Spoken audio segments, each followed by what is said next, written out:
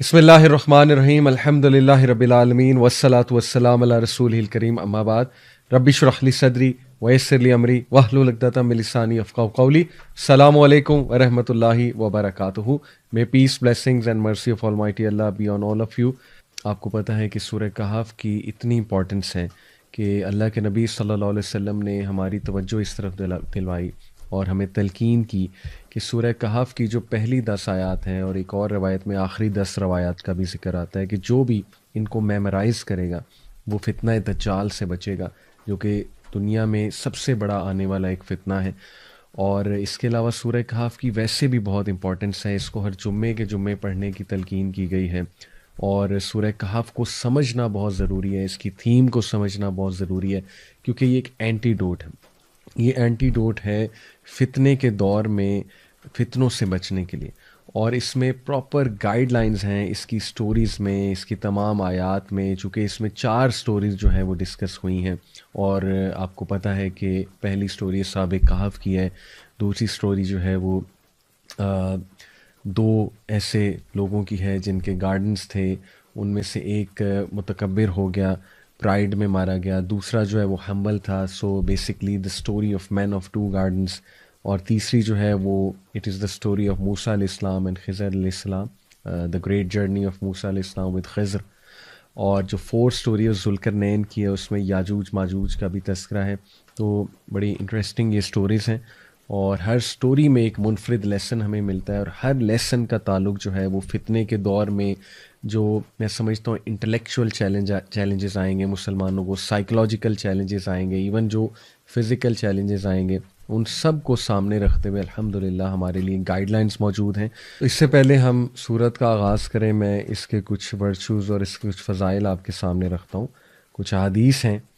سب سے پہلے یہ الدارمی کی حدیث ہے اور صحیح حدیث ہے، صحیح الجامع میں بھی مینشنڈ ہے. ابو سعید الخدری رضی اللہ عنہ کہتے ہیں کہ whoever reads Surah Kahf on the night of Jummah, he will have a light that will stretch between him and the ancient Kaaba. اور ظاہر ہے کہ یہ مرفوع حدیث ہے. اسی طرح ایک اور حدیث ہے حاکم کی البہیقی کی، whoever reads Surah Kahf on the day of Jummah will have a light that will shine from him from one Friday to the next. یہ بھی بالکل صحیح حدیث ہے.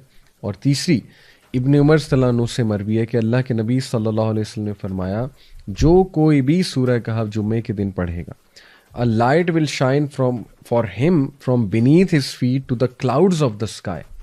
وہ روشنی کی مانند اس کے لیے چمکے گی، اور بلکہ ایک روشنی اس کے لیے چمکے گی جو کہ اس کے فیٹ سے لے کے کلاؤڈز آف سکائی تک جائے گی، اور جو قیامت والے دن بھی اس کے لیے شائن کرے گی. which will shine for him on the day of resurrection and he will be forgiven his sins between the 2 Fridays. سبحان اللہ. جو مائنر سنز اس نے کیے ہوئے ہیں ایک فرائیڈے سے دوسرے فرائیڈے تک وہ اللہ سبحانہ تعالیٰ معاف کر دیں گے. تو یہ بھی صحیح حدیث ہے. اور اس کے علاوہ اس کی امپورٹنس ابو درداء صلی اللہ عنہ سے مروی ہے، صحیح مسلم کی حدیث ہے کہ اللہ کے نبی صلی اللہ علیہ وسلم نے فرمایا، whoever memorizes 10 verses from the beginning of Surah Kahf will be immune to the false messiah. اور ایک اور روایت میں لاسٹ 10 ورسز کا بھی ذکر آتا ہے. اس کا مطلب یہ ہے کہ خصوصاً پہلی 10 آیات اور لاسٹ 10 آیات کو سمجھنا اور میمورائز کرنا یہ بہت ضروری ہے فتنہ دجال کو سمجھنے کے لیے، کیونکہ اس میں کچھ ایسے لیسنز ہیں جو انشاءاللہ ہم ڈسکس کریں گے جو انسان کو اسٹرینتھ دیں گے اس فتنے کو جاننے میں بھی، پہچاننے میں، آئیڈینٹیفائی کرنے میں. کیونکہ ہر ایک تو آئیڈینٹیفائی فتنہ دجال کو یا دجال کو کر بھی نہیں پائے گا، اور اس کو میمورائز کرنا اور اس کو ریسائٹ کرنا ڈیورنگ دیٹ ٹائم ان آیات کو. اور انفیکٹ دجال اللہ نہ کرے کو فیس کرے، لیکن دجال سامنے آ جائے تو پھر اس کے سامنے بھی ریسائٹ کرنے کا بائی ہارٹ جس کو یاد ہوگی، اس کا جو ہے وہ بڑا فائدہ ہے. فتنہ دجال کے حوالے سے بھی کچھ میں انشاءاللہ ڈسکس کرنا چاہوں گا، آپ کے سامنے روایات رکھنا چاہوں گا تاکہ اس فتنے کو بھی ہم انڈرسٹینڈ کریں. دیکھیں، دجال کے آنے سے پہلے اس کے لیے ایک ایسی دنیا بنائی جائے گی، اس کے جو ظاہر ساتھی ہیں، جو مددگار ہیں، اوبویسلی جو باطل ہے وہ ایک سٹیج سیٹ کریں گے. دے ول سیٹ اے سٹیج، اور اس سٹیج میں 2 چیزیں بہت ضروری ہیں، کیونکہ دجال، the word Dajjal is derived from the root word dajal which means extreme deception, دھوکا.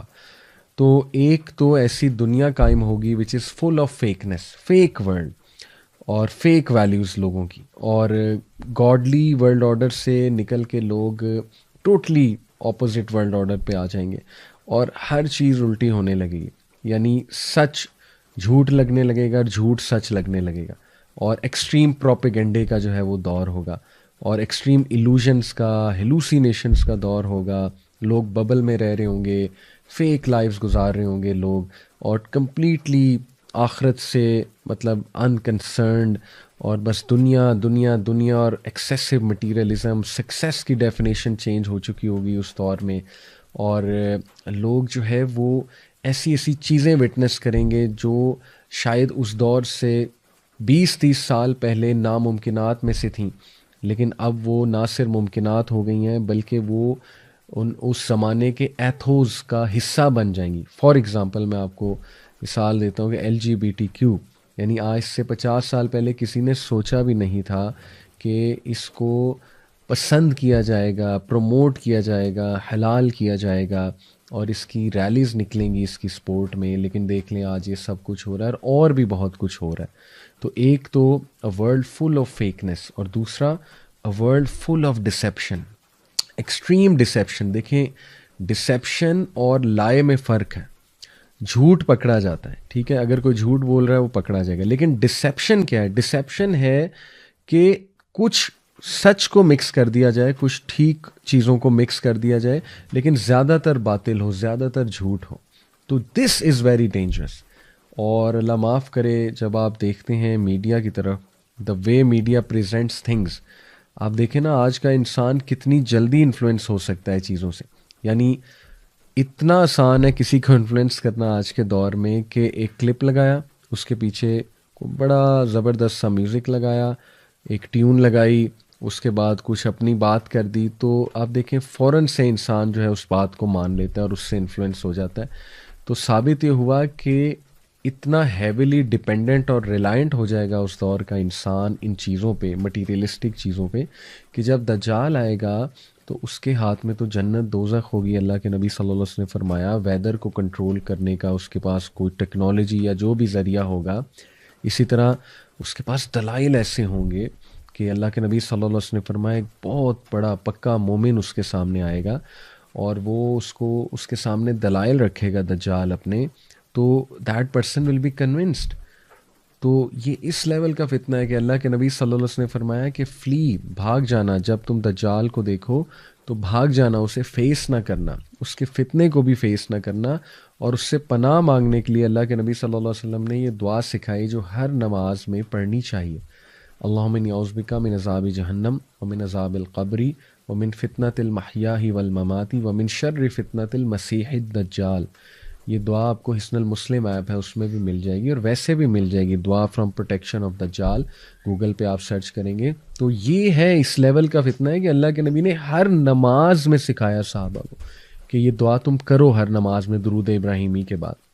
اور پھر دیکھیے دجال کے دور میں بیڈ اور اب normal will become normal and cool. وہ چیزیں جو اب نارمل تھیں وہ نارمل ہو جائیں گی, لوگوں کی روٹینز ٹوٹلی الٹی ہو جائیں گی, لوگ اتنا بے بس ہو جائیں گے کہ لوگ کو سمجھ ہی نہیں آئے گی کہ یہ جو پورا ایک سوسائٹی یا سویلائزیشن یا اسٹرکچر بن چکا ہے اس میں نیچرل وے آف لائف کے مطابق کیسے زندگی گزاری جائے. اور آج لوگ پریشان ہیں, لوگ کو سمجھ نہیں آ رہی کہ اس روٹین کا حصہ رہتے ہوئے, اس ماڈرن ورلڈ اور ماڈرنٹی کا حصہ رہتے ہوئے کس طرح ہم اسلامک ویلیوز کو لے کر چلیں. ٹھیک ہے, یہ ہے سب سے بگر چیلنج, اور اسی کو تو فتنہ کہتے ہیں کہ جب انسان کو سمجھ ہی نہیں آ رہی کہ میں نے کرنا کیا ہے. تو یہ ہمیں ان چیلنجز کے لیے ہمیں جو ہے وہ تیار رہنا چاہیے, مینٹلی اور فزیکلی انشاءاللہ ہمیں تیار رہنا چاہیے. اور ذرا ہم نوٹ کریں تو جتنی احادیث اللہ کے نبی صلی اللہ علیہ وسلم نے ہمیں بتائیں دجال کے حوالے سے, تو اس سے واضح یہ ہوتا ہے اور سمجھ یہ آتی ہے کہ نمبر 1 دجال کی ایک بہت پاورفل آرمی ہوگی اور اس کے ساتھی ہوں گے. ایسٹ سے وہ نمودار ہوگا, خراساں کے علاقے سے. آج کل کچھ لوگ خراساں کو پاکستان سے ریلیٹ کرتے ہیں, وہ کہتے ہیں کہ مدینہ میں کھڑے ہو کے نبی صلی اللہ علیہ وسلم نے 3 بار جو ہے انگلی ایسٹ کی طرف کی تو وہ عریبین سی کی طرف لوگ کچھ استدلال کرتے ہیں کہ وہ عریبین سی ہے یا سندھ کا علاقہ ہے، کیونکہ نبی صلی اللہ علیہ وسلم کے دور کا جو خراساں تھا اس میں سندھ بھی شامل تھا پاکستان کا بارڈرز میں، لیکن اس میں افغانستان کا علاقہ بھی شامل تھا، ایران کا بھی کچھ علاقہ شامل تھا. تو یہ استدلال ناٹ شور کہ ہم حتمی یہ کہہ سکتے ہیں کہ پاکستان سے نکلنا ہے اس نے یا سندھ سے نکلنا ہے، عریبین سی سے نکلنا ہے. ظاہر ہے کچھ لوگ ریلیٹ کرتے ہیں کہ گوادر کے آگے جا کے عریبین سی میں ایک بہت پرانا مندر بھی ہے کالی ماتا کا، اور ہو سکتا ہے وہ ہو وہ جگہ جہاں تمیمت داری گئے تھے. وہ فیمس حدیث آپ لوگوں نے سنی ہے، ایک صحابی جو اس وقت کرسچن تھے، ان کا جہاز ایک مہینے جو سمندر تھا اس میں ظاہر ہے لہروں کی وجہ سے دے گاٹ لاسٹ، ایک مہینے تک وہ لاسٹ رہے. اس کے بعد ایک آئی لینڈ کے پاس جا کے ان کا جہاز لگا، اور پھر وہ بتاتے ہیں کہ ان کی ملاقات ہوئی دجال سے، جساسہ سے، جو کہ ایک جانور نما کریچر تھا. اور دجال کو جب انہوں نے دیکھا، ایکسپلین کیا کہ ایک بہت ہی ہیوی ویٹ لفٹنگ جیسے کرنے والا ایک انسان ہوتا ہے، براڈ شولڈرز، وہ زنجیروں سے جکڑا ہوا تھا. اور وہ کہتے ہیں کہ آج تک میں نے کسی کو اس طرح جکڑے ہوئے نہیں دیکھا، اتنا وہ اسٹرانگلی جکڑا ہوا تھا. کچھ سوالات اس نے کیے ان سے، اور پھر وہ آ کے سارا واقعہ تمیمت داری نے نبی اکرم صلی اللہ علیہ وسلم کو سنایا، اور اللہ کے نبی نے اکنالج کیا کہ ہاں تم نے اسی کو، تمہاری اسی سے ملاقات ہوئی ہے. تو یہ اپنے طرف واقعات بالکل ٹھیک ہیں. اس پہ بھی ایک ڈسکشن اسکالرز میں موجود ہے کہ وہ آئی لینڈ ایگزیکٹلی ہے کہاں. کچھ اسکالرز کہتے ہیں کہ وہ، یہ میں آپ کو بس ویوز بتا رہا ہوں، مختلف لوگوں کی آراء آپ کے سامنے رکھ رہا ہوں، لیکن ایٹ دی اینڈ یہ بات یاد رکھیں کہ اللہ تعالیٰ نوز بیسٹ کہ کیا معاملہ ہے. اور اس انفارمیشن سے زیادہ جو امپورٹنٹ انفارمیشن ہے وہ یہ ہے کہ اس سے بچنا کیسے ہے. اس میں اتنی کھوج نہیں لگانی چاہیے کہ وہ ایگزیکٹلی ہے کہاں، کیونکہ اس کا کوئی فائدہ نہیں ہے، بلکہ فائدہ اس بات کا ہے کہ ایکچولی اس کے فتنے سے بچنا کیسے. تو دیکھیں ایک اسکالرس کے درمیان ڈسکشن موجود ہے. ایک اسکالر جو ہے وہ کہتے ہیں، دیر از اے گروپ آف اسکالر جو کہتے ہیں کہ دجال ڈفرینٹ ٹائمز میں فزیکل فارم میں آیا ہے، آ سکا. نبی صلی اللہ علیہ وسلم کے دور میں ایک شخص تھا ابن سیاد، اور کافی صحابہ کا گمان ہے کہ وہ دجال تھا، اور نبی صلی اللہ علیہ وسلم نے بھی نہ نگیٹ کیا نہ افرم کیا. تو اس لیے وہ اسکالرس کہتے ہیں کہ ثابت یہ ہوا کہ دجال اس ٹائم پہ مے بی فزیکل فارم میں وہاں آیا ہو، اور ڈفرینٹ ایجز میں فزیکل فارم میں آتا ہو، لیکن جو باطنی طور پہ ہے وہ اس جگہ پر ہے، اور وہاں سے وہ فزیکلی ٹرانسفارم ہو سکتا ہے. واللہ عالم. یہ ایک ویو ہے، لیکن یہ کہ اگین میں کہوں گا کہ ہمیں زیادہ ان باتوں میں کھوج اتنی لگانے کی ضرورت نہیں ہے. ہمیں جو پتہ ہے وہ یہ ہے کہ اس نے جب نمودار ہونا ہے تو ایک بہت بڑا فتنہ ہوگا، and we have to be really careful, اور ہمیں اپنی پروٹیکشن جو ہے اس کا انتظام کرنا چاہیے. یہ ہے اصل بات. تو بہرحال دجال جب آئے گا تو حدیث سے اور روایات سے یہ واضح تو ہوتا ہے کہ اس کے پاس ایک بہت پاورفل آرمی ہوگی، اور اینٹی اسلام پروپیگنڈا، بہت ہی سوفسٹیکیٹڈ اینٹی اسلامک پروپیگنڈا ہوگا اس کے پاس. اور وہ پروپیگنڈا میڈیا کا پروپیگنڈا ہے، انتہائی ایکسٹریملی سوفسٹیکیٹڈ.